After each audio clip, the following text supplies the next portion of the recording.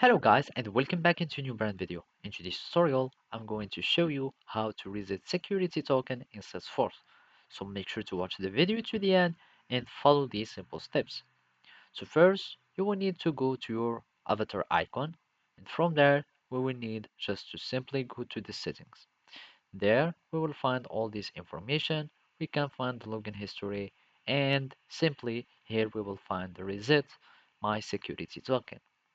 We click on reset security token, and after that you will need just to click on it and make sure to read this warning.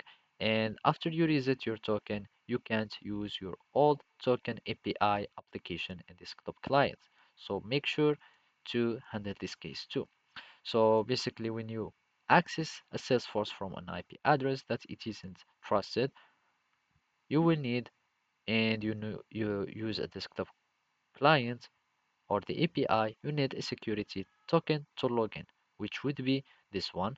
And basically, it can be used in the cookies as a security token or as kinda a session ID. So here you will need just to click on reset security token, and then you will have this confirmation message, and that's it. So simply, those are the steps on how to do it. So thank you for watching and see you next time.